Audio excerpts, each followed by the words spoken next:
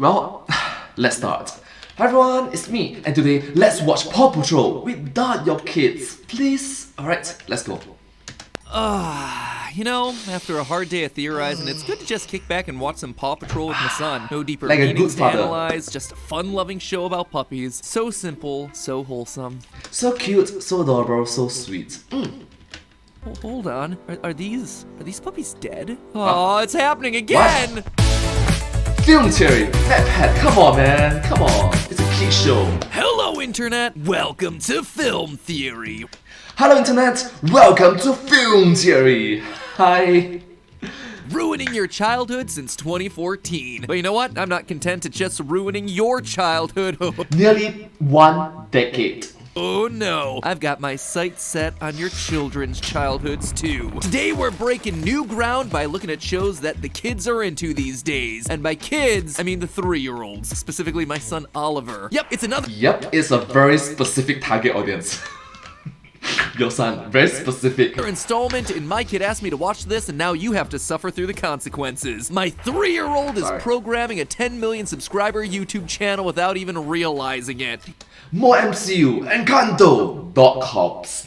Just grow up so fast. Now, admittedly, I actually really like this show. The Paw Patrol is a team of 6 puppies led by a 10-year-old boy named Ryder. Each pup has a specific set of skills based on emergency services. There's Chase the police officer dog, Marshall the firefighter, Sky the aviation dog, Rubble the construction pup, Zuma for water rescue, and Rocky for garbage collection. Every once in a while, you have a special guest dog make an appearance like Everest the mountain pup or Liberty the city pup, but for like 90% of episodes, this is our core team. And from there, each episode is pretty formulaic. They're hanging out in the city of Adventure Bay, there's some disaster like a windmill breaks or someone gets stuck in a cave. The Paw Patrol are called to action, they suit up, we hear this line. Ready for action, riders, sir! There's a mission brief, they slide down and load up into their specially designed pupmobiles. And through some combination of skills, the day is saved and a lesson is learned. Yep, I love this sort of positive vibe that is quite educational, that when kids watch it, they can nurture to be good human beings for the future. Thank you. Usually the lesson for me is that a shocking amount of problems can be solved using a winch. I'll need you to use your winch. Winch. Chase, I'll need you and your winch. I need your winch. Get your winch out, Chase. Also, the more you watch, the more it becomes clear that they had no idea what to do with some of these pups. Marshall with his fire rescue equipment, total MVP. Rubble with his construction tools, best boy. Zuma the water dog, meanwhile, yeah, you can sit this one out, buddy. And the next one. And the next one. You know what, just pose for the lunchbox. To be honest, this is one of the more bearable kids shows out there because it's self-aware and uses the formula for some really solid jokes. Like here, when aliens come to visit Adventure Bay, a whole can of worms I feel like I should probably unpack at some point, but not today. It slides down the lookout tower and launches into its vehicle like the pups do in each and every episode. Only here, because the formula demands it, it also gets its name shouted out. It's a nice touch. Then you got stuff like this. When construction dog Rubble gets trapped, the only one available to drive his rig is Zuma. Me? We need his truck to move the rest of the rocks once we get him out. Zuma, on the double. And he just proceeds to fail. Zuma is just the butt of all jokes. Sure, the whole thing is designed around some very obvious merchandising opportunities, but just look how cool this thing is. I gotta get one for Ollie. We gotta get one for Ollie. But hey. Yeah. I gotta get... No. We gotta get one for Ollie. At least the show is aware of this fact. Officially licensed Paw Patrol merchandise. This stuff sells like hotcakes. It's funny because it's true. You actually bought it? Isn't that right, Chase? You actually bought it? So tasty. Now the show... Pet, you actually bought it.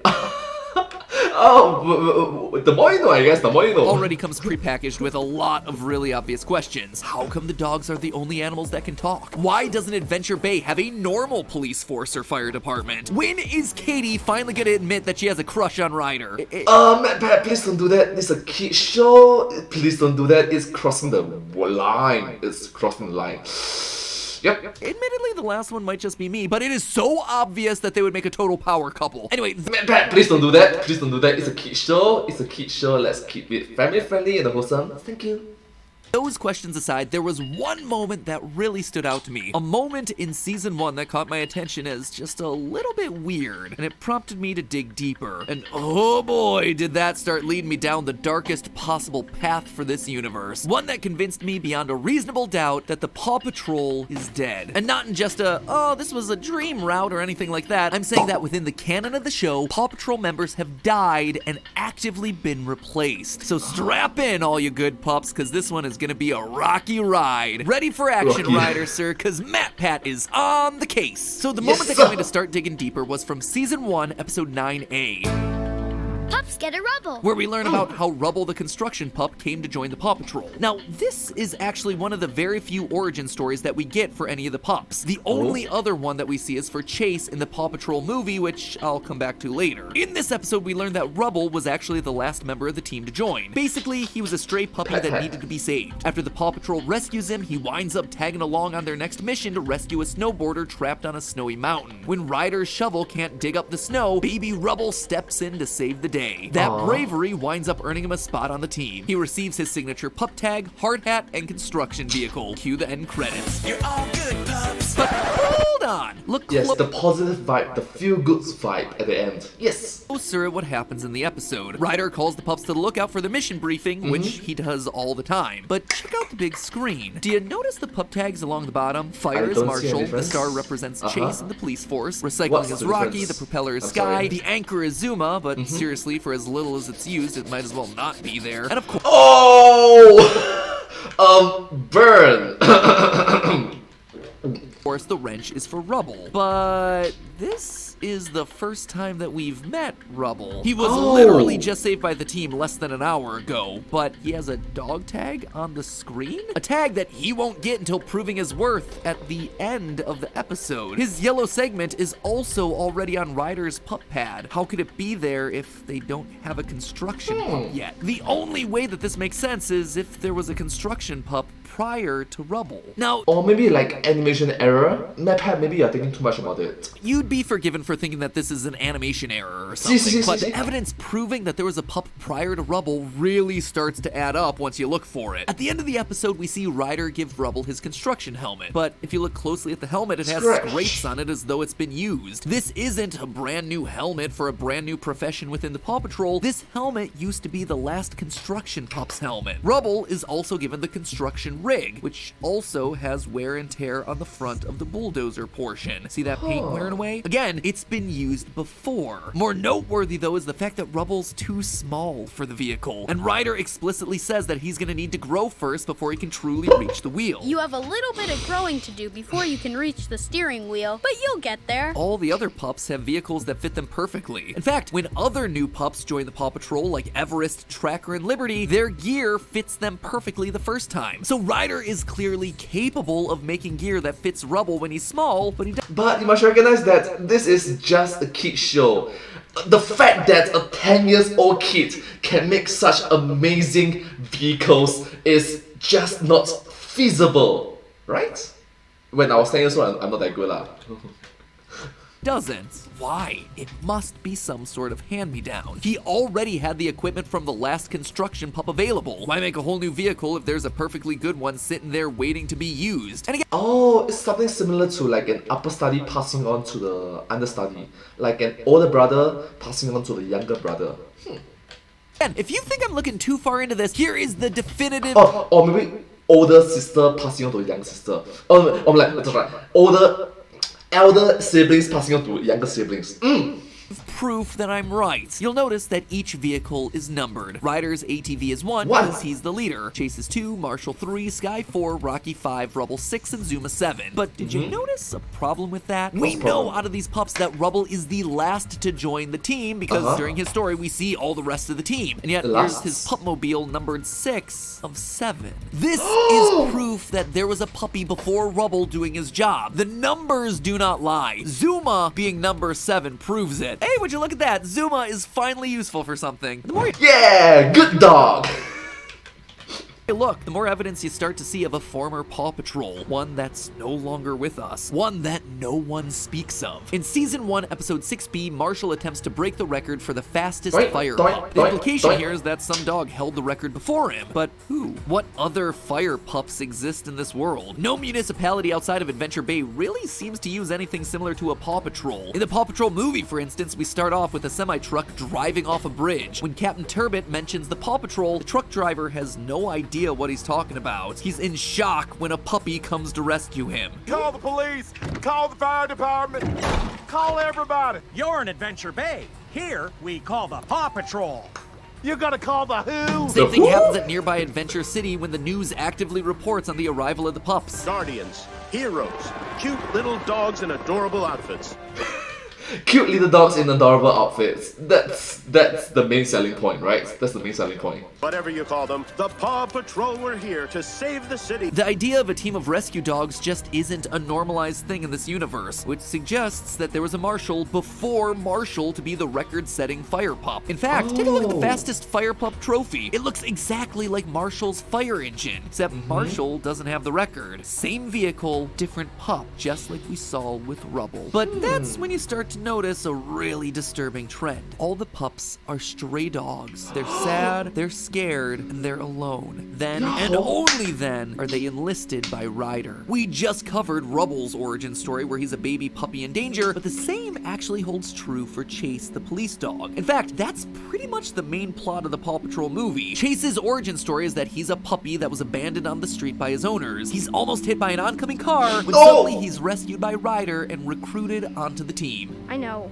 You saw me and took pity on me. Not at all. I chose you because you were the bravest pup I'd ever seen. Later, Oh, that's so heartwarming, and just this sort of positive reinforcements really help build, help nurture, develop, growth, better people. For the audience, for the kids who are watching this show, they're like, this sort of heartwarming feelings, positive, educational vibes to it. And if you grow up, you notice that it doesn't make sense. It just doesn't make sense. I'm sorry. Bravers, it's coincidental. Come on. that same movie, Liberty is added to the team. Another stray dog that we see roaming the streets begging for food. How's the fruit business, Tony? Well, it'd be better if I wasn't always giving you free fruit. In fact, looking across pretty much every origin story that we have for new members onto the team, it's always the same. A lone dog with no connections and no home is enlisted to be a Paw Patrol member. Mountain Dog Everest, Jungle Dog Tracker, yep, they're the exact same way. I can't wait to meet them. It gets kind of lonely sometimes. Are you going to stay around here? It would be great to have a friend nearby. I'd like to make you an official member of the Paw Patrol. Ryder collects abandoned, stray, and orphan dogs to add to his team. Why? Well, here's where it all starts to come together. What's the The missing reason? pups, the new additions to the team, they're all expendable. That's why it's a rescue team made of dogs. Ryder doesn't use the pups for rescues because they're best suited for the task. He's using them because the risk of losing a human life is too great, and having puppies perform the rescues means minimum human casualties. If a dog dies trying to save someone from a house fire or a rock slide, they can be replaced. We actually do see this in real life with avalanche rescue dogs. When an avalanche occurs, dogs are sent out to search for anyone buried under the snow to dig them out. And unfortunately, if you work under this sort of dangerous, hazardous situations, these dogs might not come back. You get what I mean. Fortunately, this means that in some cases, dogs might be hit by the avalanche and not survive. But this also means that in the process, they've spared the lives of any humans that would have attempted the rescue instead. And who could be more expendable than lone stray dogs with no home wandering the streets? I chose you because you were the bravest pup I'd ever seen. No, Ryder, be honest with yourself. You chose him because he was there, because he was unwanted and no one would miss him. In Just pure coincidence. success, he becomes a top-tier rescuer. killer. In Failure, he's just another forgotten puppy that would have died on the streets anyway. And if he dies in the line of duty, well then he's celebrated as a fallen hero. He's the goodest of boys. And if there is any doubt that these dogs are in danger, just watch the show. The situations get perilous. In the movie alone, they're doing rescues at the top of collapsing buildings. A building, we're told, is the tallest one in the world. And in the show, sure, some episodes are like, hey, we just saved a frog, or hey, we brought your school lunch back to you in time. But sometimes you have stakes where dogs are hanging on by their teeth from out-of-control hot air balloons. So super dangerous. how does any of this benefit Ryder? Well, financially, the cost must be far less than employing several police officers, builders, and lifeguards. The dogs are given treats as their payment at the end of each mission. Meanwhile, Ryder gets to keep all the cash for himself. No wonder he always reminds people, No job is too big, no pup is too small. it's business. Of course they'll accept any job. The dogs really can't say no. And sure, Ryder attributes all the team's wealth to the merch, but government contracts tend to pay even better. This 10-year-old is literally part of the military-industrial complex. And now Yes, 10 years old. What were you doing when you were 10 years old? When I was 10 years old, I was... yeah, sorry. now he's expanding the operation. He's finding dogs in new cities and setting up Paw Patrol outposts around the world. The Paw Patrol will always look out for Adventure City. In fact, the Paw Patrol movie shows characters from the TV show actively commenting on the fact that only now is the Paw Patrol becoming more well-known. And to think I knew them before they were famous. It's a billion-dollar business built on the backs of puppies. Pups that are expendable. Pups that are following in the paw prints of other pups that came before them. Ones that died in the line of duty and have been swept away by history. That is the dark secret of the Paw Patrol. Whenever you need a hand, just yelp for help. The ones who should really be yelping are the dogs. Yelp, Chase. Yelp, Rubble. In this series, you're the ones who are in the biggest trouble. You just don't realize it. You know, That's unfortunately very truthful, and it really relates to the real life. But having said that, this is the kids show, target audience is the kids. Please don't talk about this theory with your son. Let him have his proper childhood.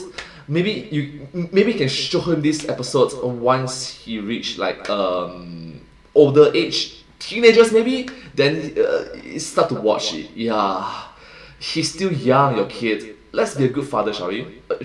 Shall we? Yeah. Yes. Will you? Please. Thank you. I might not end up talking to Ollie about this. Don't do theory, that. Don't. For a while. But hey, Be a good that's father. Thank you. just a theory. A film theory. And cuts.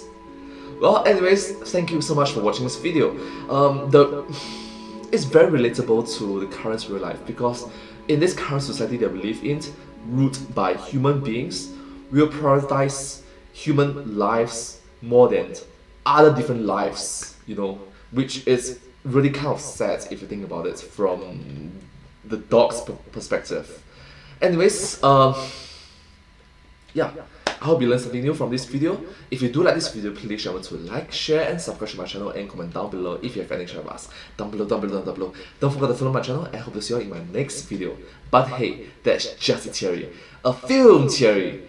And cut.